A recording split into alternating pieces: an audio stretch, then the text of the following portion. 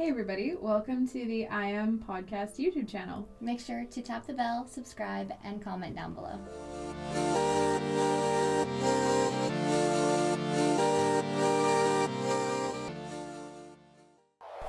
Hello everybody. Welcome back to the I Am Podcast. We are so excited to be sitting down with you guys again. And today we have a guest joining us from across the border. Nicole, would you please introduce yourself? I am an acupuncturist, Nicole Lange, in Minneapolis. I've been doing exclusively women's reproductive health and trauma work since 2006 as an acupuncturist and holistic fertility educator. And at this point in my career, I kind of pride myself on trying to be a voice for culture change in the world of infertility, making it more patient-centered, making it less traumatic in ways that it doesn't need to be traumatic. So that's my main passion these days and why I love being on podcasts like yours. Oh, I love that. We're so excited to have you here. Yeah, so excited. I feel like that I just have like 10 questions yeah, off that intro. I'm like, okay, so this is what we would like to know. You know what, Jared? I will let you go first. How did you first... did you have your own fertility journey? Or how did, I didn't. Okay, so that's a very me answer. So I did not have any trouble conceiving my kiddos. I have a 16-year-old and a 14-year-old. But when I started acupuncture school, well, I can back up beyond that. When I was still in high school, I went with my friends to Planned Parenthood to get on birth control because my periods were misery. And then I was on birth control pills for a long time, which really helped me out. I'm a big fan for endo, which is what it turned out it was. And then I ended up going off birth control pills as I started acupuncture school, thinking, well, let's be more natural. Let's see what my body is really doing. And I didn't get a period for over 2 years. So I also have polycystic ovaries. And so I was totally anovulatory and worked on getting my cycle back. And by the time my husband and I tried to have our kiddos, I was shocked that I got pregnant right away with everything that I had going on. But I also think all the holistic layers that I did for years before that probably really served me and continue to in all sorts of ways now as I'm perimenopausal. How did you find acupuncture, and then how did that translate to you finding fertility? Yeah.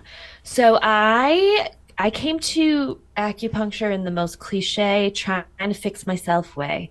So I was steeped in Western medicine, loved Western medicine, thought I was going to do Western medicine. And then I was assaulted and I ended up attempting suicide and ending up in the intensive care unit and then the regular hospital and then a psychiatric ward to stabilize. And I did not immediately jump to Chinese medicine or anything holistic because I didn't know it. But after enough years of just kind of like, okay, this is as good as this is going to get me, which was tremendous and saved my life, I was like, this still isn't great. And no one has ever connected. Like, why did my gut get so much worse after that trauma? Why does anxiety medication not get me anywhere near where I want to be when it comes to like panic attacks and sleep and anxiety issues? Why am I having, no period once I went off birth control pills? So I went to acupuncture school to try to figure out those bigger, more complicated things, thinking, okay, a third of this program is Western medicine and the rest might just be woo-woo placebo. I was really suspicious of it all. I was very skeptical of it. And then when I started doing it, I was like, oh, wow, I'm getting my period back. My anxiety is getting better. My GI stuff is getting a ton better. And it was not troubleshooting like whack-a-mole, taking 5 supplements for each thing and going to 15 different providers. I say all the time, one thing that I love about Chinese medicine is it 2 main things that are very different than Western medicine. One is it never, ever separated the mind and the body. And Western medicine, up until like the last 10 years, it didn't include the mind. It was founded on the church gets the mind, medicine gets the body. And now we know that they're the same, they're connected. And so we're just putting them together for the first time, which is so crazy. And then the second thing is Chinese medicine, because it wasn't about dissection and microscopes and small things, and it's so old, it always was multi-systemic, observation based, correlations based. And so now you have to fight to get somebody to look at, two different aspects of your heart workup. You have to go to two different doctors to have two different things looked at if you're doing, something for cardiovascular health, where Chinese medicine is like, of course, your gut and your circulation and your mood and your everything go together. Oh, you're right. It is crazy. You can't, if one thing is wrong with you, or if two things are wrong with you, you're going to see 4 different doctors because. Yes. Yeah.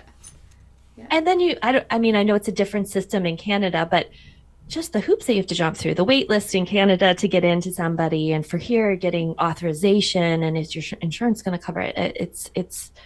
It will make you sicker. Yeah. Oh, totally. The anxiety of waiting and all of those pieces. Yeah. So how quickly, for yourself, did you feel like the pieces fell into place once you started acupuncture? Yeah. So I was a very different person by the time I graduated. So that's 3 years. That is not to say that's how long people need to work with me or do fertility work. But I had a lot of really deep, complicated PTSD stuff. And so it was really good to have a long haul treatment approach in my case. And even all these years later, I'm still working on just keeping balance and thinking about things in new ways. And because of my lived history, I was really interested in trauma and reproductive health, menstrual health. And so I ended up spending all these extra hours when I was a student getting my master's degree doing extra stuff with those areas and grief and other areas that were interesting to me. And so by the time I graduated, I told my husband, I'm like, I think this is all I want to do. And so I'm going to say no to any patient that's not in this niche. And I'll get a part-time job if I don't have enough patients. I just really want to do this. And I did. I got a part-time job for 6 months. And by 6 months, I had a wait list and was full, and have trained other acupuncturists and helped them start practices and do online training and for patients and practitioners, Western practitioners and Eastern practitioners, because it really is something that is missing. And I'm really lucky that I had such a weird trajectory to get into it, because that's how I practice isn't how we're taught to practice, even in Chinese medicine. Right. So if you are, say Jared and I are, a lovely couple wanting to come to you or whatever, like we want to start exploring this with you, what does that look like? So I have really extensive online forms that take a good hour or so to fill out, and people are like, just that's therapeutic, because no one, family and childhood, and what do I eat? How do I eat? What are my relationships like? How am I feeling? And then I analyze those and make a report of findings before I ever see the person for the first time, and send them a report of findings. And in that, I explain their Chinese medicine patterns, because I think this is what actually served me the most, was the philosophy of Chinese medicine and the way of relating and understanding my body and my symptoms and my things that I was working on. Acupuncture needles, super amazing for very specific acute things that I wouldn't trade for the world. But when it comes to like really truly working on health and patterns and wellness, the ideas are much, much more important than the needles or the herbs. And so I use a report of findings to explain to people their patterns of imbalance from a Chinese medicine perspective, what the treatment strategy will be, all of that. I send it to them so they can read it over, and then we build layers, we answer questions, we could do lessons that go with the different parts of their pattern, and combine those with the acupuncture sessions when they're in my office, where we're doing 30 minutes or more of chatting, 30 minutes of resting with needles. And for people that don't work with me in person, that's why I designed all the online content that I have. I have a lot of freebies and a lot of courses, and a YouTube channel, because I don't ever want to be the bottleneck. So you can get good acupuncture lots of places, but there's very few acupuncturists that explain your patterns and explain the whys and the hows and the nuances. They'll say, okay, you have this pattern, eat these foods, or here are the herbs for that. But I want people to really understand. And by the time I'm done working with people, they'll be like, oh, this happened, and I knew that meant this part of my pattern was doing this. And so I knew that I should tweak this. And I'm like, oh, the student has become the teacher. I love it so much. So everything that I do in person is available online aside from the needles. Right.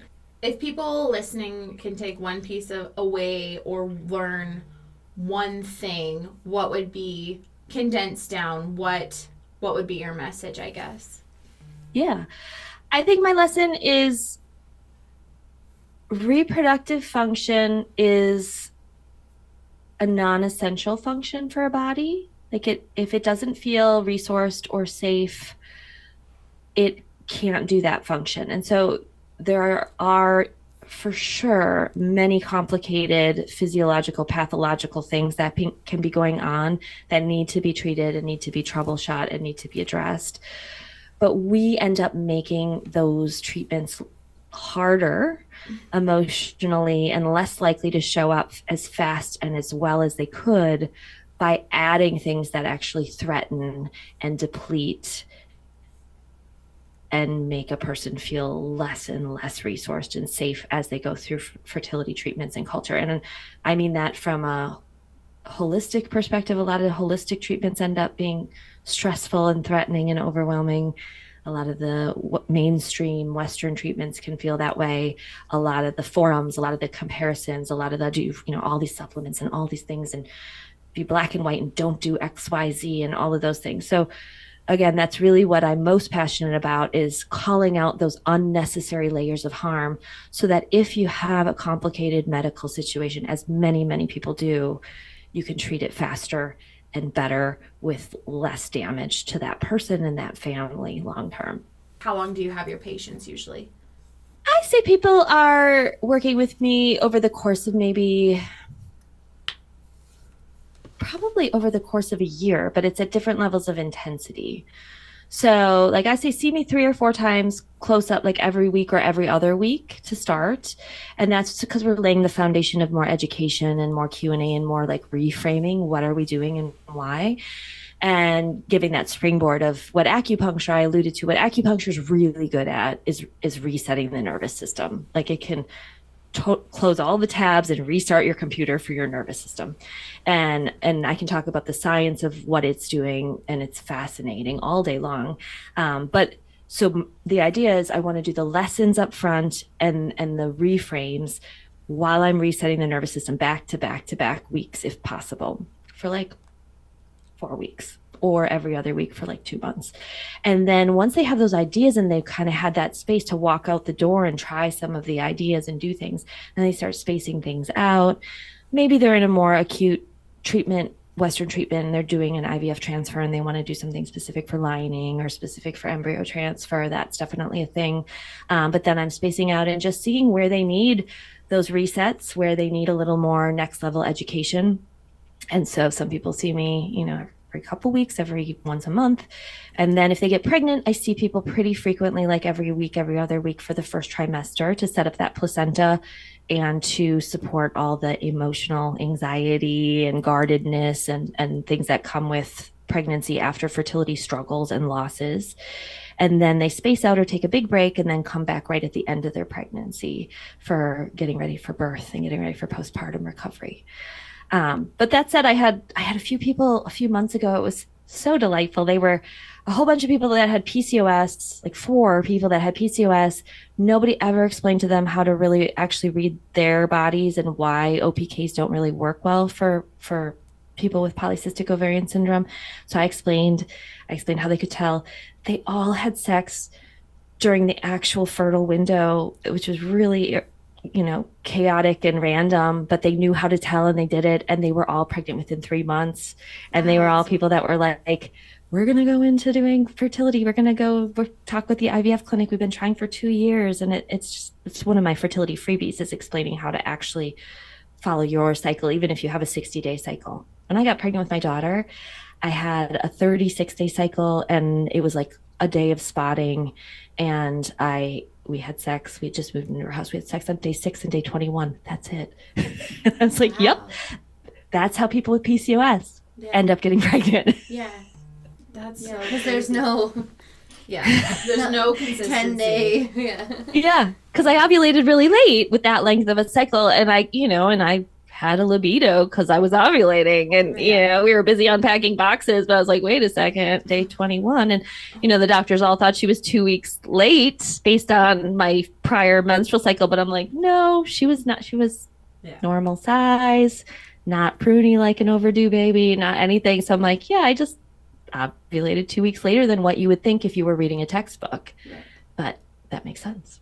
So when you teach people how to, kind of recognize what's going on in their bodies and like some of these things and the kind of the advice you give, what would be, because as society, we understand how heavy the infertility struggle is and how common it is, and it seems like it's something that it's a club just more and more people are in. We would say it's 1 in 6, and now we're saying it's more like 1 in 4.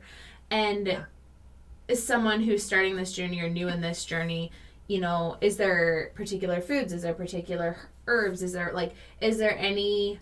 Yeah, is there like 2 things that could be a blanket that would just be... Yeah, like for people listening. A good idea for everyone. Yeah, exactly. That's a good way to put it. Yeah, I think there's definitely many things that are fairly universal and good for everybody, but they're just not the things that you think of. Like you just did a great job of like which supplements or which herbs or which foods, and I get asked about those all the time. For me, the universal things would be feeling more resourced. Like what do you need to feel more resourced? Do you need more socialization? Do you need more date night? Do you need more nourishing foods? Do you need a nap on the weekend? Do you need time with your dog? Do you need, some crafty time? Do you need to sing karaoke?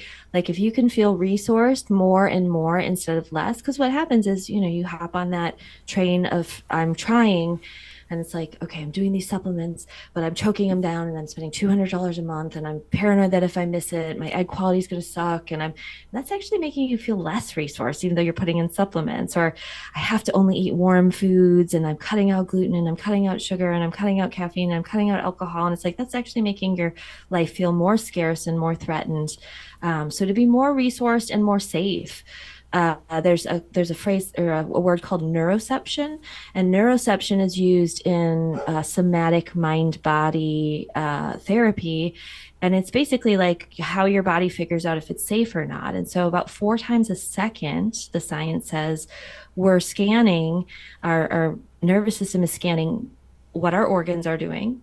Like if our breath is shallow, our heart is pumping fast, we're in like a panicked, not digesting, not churning our food mode, that's going to go back and say like, there's probably a threat here. And then outside we're looking for, okay, oh my gosh, I just went into the waiting room. It's super packed. The person at the front desk looks really stressed. I need to get to that work meeting. They finally call you back. Your nurse looks like she's about to give birth tomorrow. That outside, all of that feels very threatening and very overwhelming and very stressful. And then interpersonally, like this person is, now I got into my appointment. They scanned my ovaries to see how many follicles are there when I'm in the middle of my IUI or my IVF cycle. They didn't stop to tell me how many. They just said to come back in 2 days. I got my blood draw. I wish I knew what was going on. I wish I knew if they should adjust my medication or not, but I don't understand it. I don't know that. So every single layer of that is not safe, not safe, not safe. And that's what I mean. Like there's still a medical thing, like there's still a legitimate biological medical thing, but like every single point on that you could change for the better in like a dozen totally doable, totally moderate ways. Like inside, you could slow down your breath. You could feel your body. You could feel your feet in your shoes. You could, just drop your shoulders, loosen your butt, and then outside, you could just count the leaves on a plant and notice, things that feel safe. You could, put on some music or put on a meditation while you wait and tell your body, okay, this outside feels, I know this is threatening to think about the long term, what's going to happen with this treatment, but like right now I am actually safe. This is okay. I'm fine. And then in between, that's where, I like to educate clinics. Like if I had a nurse once ask me, like, why do your patients all ask what size their follicles are? It doesn't matter. Their follicles are the size they are. They're going to get the number of eggs they're going to get. And I'm like, if you had a patient with cancer and they were getting a scan to see what their tumor was doing and the whole trajectory of their life was hanging on that scan, would you think it was ridiculous for them to want to know what direction it was going and in what way and in what capacity? That would be so cruel.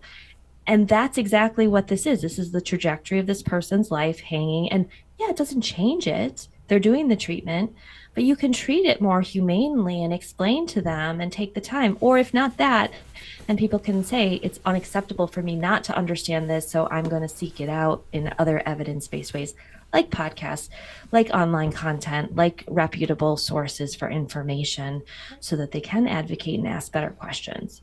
I want to go back or circle back around to talking about the placenta work that you do, because I think that's really fascinating. Like, tell us about that. Set us up to learn something. Yeah.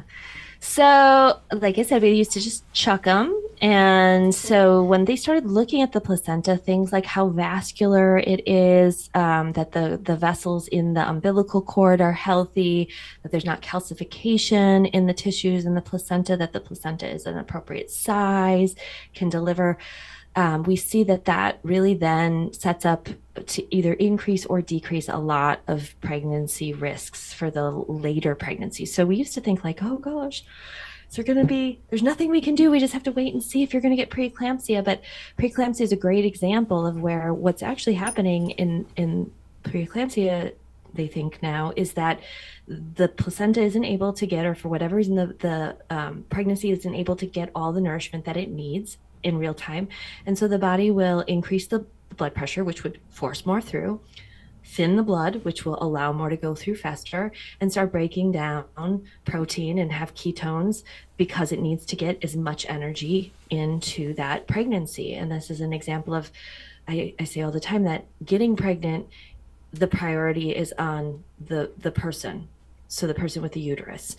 And so the body's going to say, if I have to choose between saying yes to a pregnancy and keeping you relatively healthy and well and safe, I'm going to protect the person first. So that's why the body's actually quite picky about getting pregnant. And then once it makes the commitment to implantation and a viable pregnancy, it flips the priority exactly the opposite. So now we're going to see quality of life can go down the toilet for that person with a uterus, and the body will literally in preeclampsia make it quite dangerous, including deadly, to the person to get what it needs to the baby.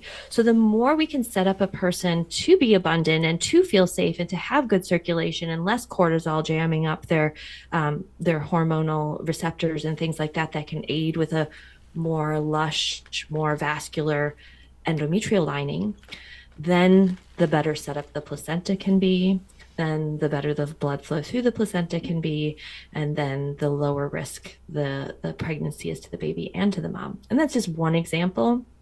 But really it all comes down to, like, if the person who's carrying that pregnancy is as resourced and safe as reasonable. Like, you don't have to be perfect. We would be extinct. But if you can add that instead of taking away from that in the world of fertility treatments, why wouldn't we do that? It just feels like such a no-brainer. Once we see it, it's like, okay, no, anything else is unacceptable. Totally. So do you find that the best way to, other than, that safety feeling, do you recommend like acupuncture before if you were trying to get pregnant or do IVF? So acupuncture is really great. Like one of the original studies that got us through the door at IVF clinics as acupuncturists was called the Steiner-Victorin protocol, where they did electrostim acupuncture over the uterus, either from the front or from the back of the body. And they did a certain number of sessions. And then they could see that when they did a Doppler study of the blood flow through the arteries to the uterus and the ovaries, it was more smooth and consistent for about 2 weeks after the treatments were discontinued. And if you continue the treatments, it kind of builds and stays higher. It's called the pulsatility index. The pulsatility index improves in a statistically significant way. So by that study alone, that's a really good thing to think about for uterine lining, for implantation, for placental formation, for pregnancy support. Now, we have other interesting studies happening where acupuncture in certain places is being shown to encourage the body to generate more adult type stem cells. So these are called mesenchymal stem cells, which are made from bone marrow. And there's certain points that we now know increase that. So we see it studied in things like instead of getting a certain treatment for cartilage being worn down in knees, can we do electrostim acupuncture and make the stem cells regenerate cartilage? And it's really cool research. So I see things like that and I'm like, okay, I'm going to take those points from that study on knee pain and start adding them to my fertility patients, because if we're doing adult type stem cells, we know, like, I don't know what's happening in Canada with this, but like I've seen where they're doing platelet rich plasma washes in the uterus to try to enhance people that have had implantation failure. And so it's not like I saw the study that says these acupuncture points do this in the context of IVF, but I'm like, it's not going to hurt. And these are great acupuncture points for general relaxation and resetting the nervous system anyways. So there's lots of really cool acupuncture stuff that can be done. I have blog posts and videos and acupressure, DIY acupressure, that explains the science for a lot of points if people aren't able to access good care where they are. Also, I talk about using TENS units. It's not quite as deep into the nervous system as a needle or an electrostim session would be, but it's something that you can buy online and put on acupressure points and stimulate your body and your nervous system, which is something. It's just on a continuum of how much stimulation you're going to get. Right. I know that there's most of the clinics that we work with, I think, do acupuncture for the surrogates or intended moms beforehand, and I think it's just so neat. Do you think that there's another like little secret that would help with implantation, whether it's for an own pregnancy or a surrogate pregnancy or IVF? That's maybe not acupuncture or... Yeah, you know I'm thinking of two different things. Yeah. I think the first thing that came to mind is authentic emotions and emotional expression. So like there's this pressure to, like when I say feel safe, feel resourced, a lot of at least American minds are like so positive, right? And it's like that is not the same. Yeah. Like safe is like this sucks. I'm going to say this sucks. And that, when we look at what's happening in the brain when we're expressing an authentic lived experience and just getting it out, it changes from the more primitive fight or flight brain, midbrain, up into the processing and prefrontal cortex and rest and digest areas. So like literally you don't have to fix it. You don't have to change it. You don't have to do anything. You can just say, I'm really scared. What if my body can never get pregnant? Or what if we make this giant leap to a donor egg and I have to grieve losing my biological connection? And what if I don't bond with it, or my husband feels differently about me because it's not my biology, or it still doesn't work and there's something secret wrong, and these are all, sometimes people are like, are you in my head when I fire off like you could feel this or this or this?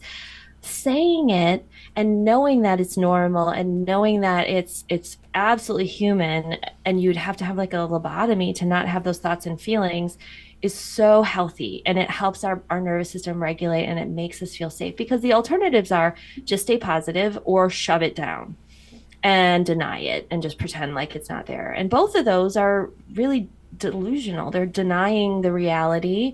It's very taxing to do that energetically. It's very clenchy to do those things energetically. That ends up putting us in fight or flight. So it's much, much better to be like, you know what? After all the failed and falling on the bad part of the bell curve over and over, I know we're starting this new thing with a third party and it's supposed to be a lot better odds, but I cannot get excited. I am just super guarded. Totally, totally fine and healthy to say that and feel that. Yeah, you're allowed. So I would say authentic expressed emotions are another key to feeling real and authentic and safe.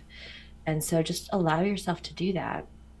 I have a couple of people right now that are just getting out of their first trimester after having, things that are like, this was supposed to work sooner than this. And so they finally got pregnant. And the whole first part of their pregnancies are like, I just can't, I'm not, I just don't want to. And I want to make a children's book. I joke for people that are pregnant after fertility struggles that has like a teeter totter, and like the positive pregnancy test is like this happy little bunny jumps up on the teeter totter it's like, okay, now I want to get excited. And then you look over and on the other side of the teeter totter is like a rhino and a raccoon and that's like the failed pregnancy test and the failed transfers before and a match that didn't work out with the person that you thought you wanted to choose for your donor or your gestational carrier. And so it's like, yeah, it's a big deal to have that little bunny of a positive pregnancy test hop on your teeter totter of hopefulness. But it's not like, oh yeah, now I'm going to have a baby. Let's figure out the nursery. It's, we'll see. We'll see. Often until the 20-week scan is where I see the teeter totter actually fully shift. And then people are like, and now I wasn't excited for 20 weeks and I feel guilty. It's like, you couldn't feel excited until it tipped. Like that's authentic. Let's not make ourselves feel bad about that. I think like protecting yourself in that way is super important. You're allowed to protect yourself, right? Like, yeah.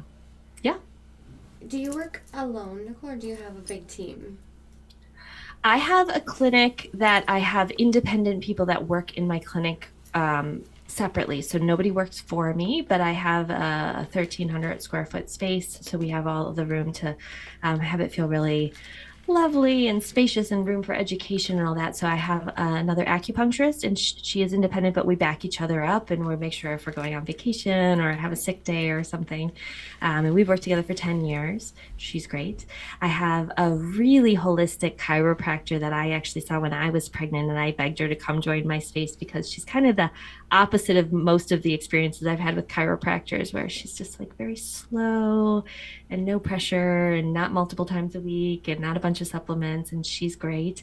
And then I have 2 trauma-informed social worker therapists joining this space coming up that I'm really excited because I do think this is the future of truly evidence-based medicine is somatic mind-body incorporation. So one of the people I've known for over 10 years as well, and she's leaving where she's at and going to come work in my clinic with us. So it's fun. I love the community of it. I also deeply love the independence as a firstborn control freak. I love that. Well, what I am genuinely curious about that we haven't covered is what your what kind of some of your postpartum acupuncture stuff looks at and targets on for not only, intended moms now with a new baby that is healing and not sleeping and all those things, but also for the surrogates who are, getting back into their regular life and wanting to heal their body and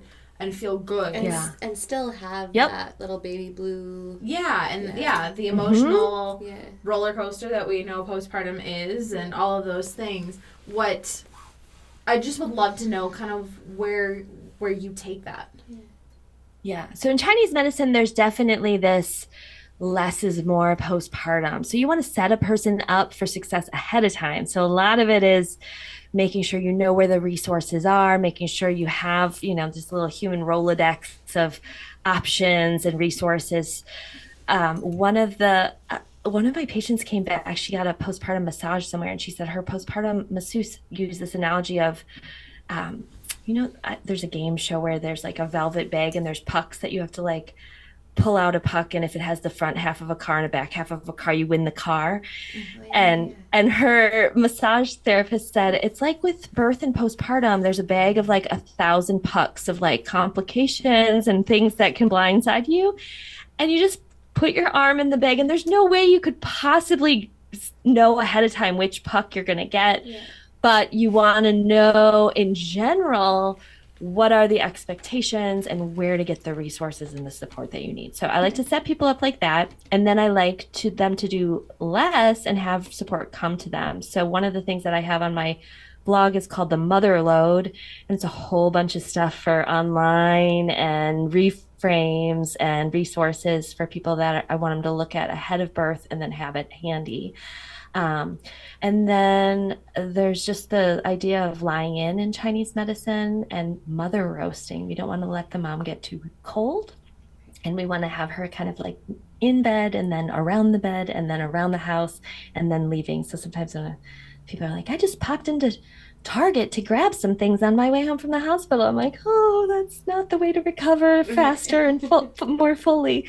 So just again, less let people do things for you, know where your resources are, eat really nourishing, real foods, let people come and unload your dishwasher and change your laundry over. If somebody's coming to your house and wants you to like visit or socialize with them and isn't planning on sweeping your floor or doing something for you, let's just say no.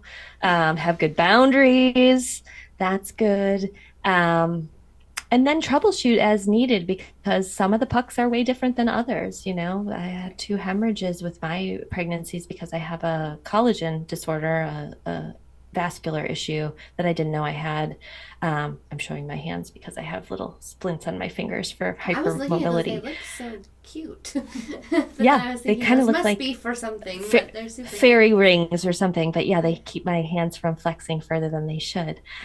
So, you know, you just have to have the right framework, all the things that we've been talking about really, and let that medicine, if you have an issue that needs to be troubleshot, keep it in the realm of where it's actually serving you, like we've been talking about, and educating you and evidence-based and science-backed and all those things. So I don't know that that's exactly what you were thinking, I would say, but like I do house calls sometimes. Sometimes people come see me for increasing breast milk. But a lot of times I don't see people for a little while if everything is going relatively well. And then I'll lure them in. I do a discounted first visit after postpartum, and it could be like a year later just so I can hear their birth story and say hi and hear about their babies. Because I think what you do is so specialized and so niche and just not... Unless you know about IVF acupuncture, it's not something you think about. Or unless it's like specifically relevant to you, it's not part of the general workup or something your general medicine practitioner is going to bring up with you. Like it's not, and it's not something that your IVF doctor is going to bring up to you. Like, hey, you know, this would be a really great idea. Or, you know, like it's not... It's not globally, I guess, accepted as something that we, you know, bring to the table right away. Yeah. Or, like, not something that they would deem as necessary, but it's kind of something necessary, honestly. I think I'm lucky. I do have a fair number of doctors that refer to me and know that it benefits. And sometimes it's like, I know that this is just makes this person, you know, a lot more emotionally resilient. And they might not think that I'm a big deal for their egg quality, but they can still tolerate multiple stim cycles for diminished ovarian reserve better if they have somebody like me explaining and supporting and resetting their nervous system along the way. And you know, with the stem cells and the better blood flow and stuff, I'm not hurting their egg quality for sure. I've seen some pretty crazy things where, you know, they have improved cycles when they start to work on things more holistically and their body feels more resourced. It doesn't backtrack age or reverse genetic things sometimes that can happen that are also very legit, but it's not going to hurt anything, and it really helps the person. I had a person, going back to the pediatrics, I have a friend who right after I graduated school, I went to visit with her, and she was finally pregnant after her 3rd or 4th embryo transfer, and she started bleeding heavily while I was visiting her. She called me in and I saw it, and it was a bad subchorionic hemorrhage, and she went in the next morning and I was expecting it to be gone, and she found out that she had hemorrhaged almost right up to where implantation was, but the implantation had stayed, and she got put on significant bed rest. This was 18 years ago, and has a daughter who is in college. And that little kiddo had a rougher start holistically, when I'm talking about like all the things that can make a pregnancy more robust. And so she, as a little baby, was having failure to thrive. And dad, my friend / patient's husband, is a pediatric ER doctor. And I told my friend, I'm like, you can do these little massage things on her back and use a washcloth and stimulate these digestion points and stimulate her appetite and try to, you know, feed her this way. And all these sort of like making it more easy to assimilate food and stoking the kind of fire under her little digestive kettle so she could cook down her food better. And she would sign more when her mom would stop doing massage on her, and she would like lift up her shirt and show her tummy and then sign more. And so my friend was like, she likes it. Yeah. And she started gaining weight once they started doing that. And her husband thought I was totally a quack at this point. And there wasn't nearly as much research 18 years ago as there is now. But he was like, I guess there's something to this. And I think it's very cool to be fast forward 18 years or 20 years, maybe later. Now we have the research. And I was just telling my husband this. It's so cool because what the research is showing is that what Chinese medicine has always done and Western medicine has never done is super evidence-based and scientifically sound. Like, treat multiple systems at once, connect the dots, see the whole person, tie the emotions and the neurochemicals together with the physiology. So it's a very gratifying moment to be a very sciencey acupuncturist, I have to say. Because it really truly sounds like you've been a trailblazer in what you've done, starting as long ago as you did, where you are today, you know, how we've changed societally and how far we've come. I'm sure there was not very many of you at all in what you were doing when you started in 2006. As everything else has grown, do you feel like the people who are specializing like you in what you're doing is growing? Or do you still feel like you're just, you know, one person trying to help so many? There are people that practice more like this. I teach internationally continuing education courses for other acupuncturists. And like, I'll have people take my class and be like, wow, this really informed what I'm going to do. I'm going to start explaining things.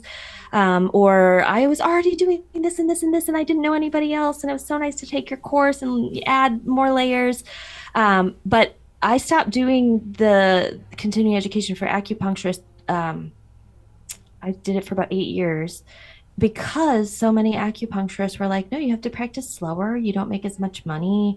It's kind of boring. I don't want to see that few. I see way fewer patients per, and I don't charge double. You know, I charge a little bit more, but not for what, but I get better outcomes and I have more purpose and more passion, I think. I don't know. For me, it's like a very good wage and a passion, and it feels very right. And I was going to teach in Canada. I was going to teach in Vancouver at one of the biggest acupuncturist continuing education for fertility practitioners in North America.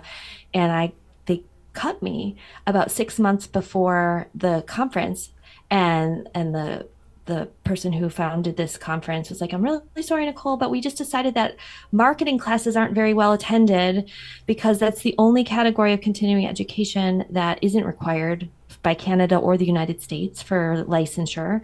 And so people just don't go to marketing classes. And I was like, hold up. I'm teaching how to be patient-centered and like nervous system safety and interconnected and like evidence-based, and this is marketing? And they're like, yeah, that's what you are categorized as, is marketing by the national accreditation boards. And nobody wants to do that.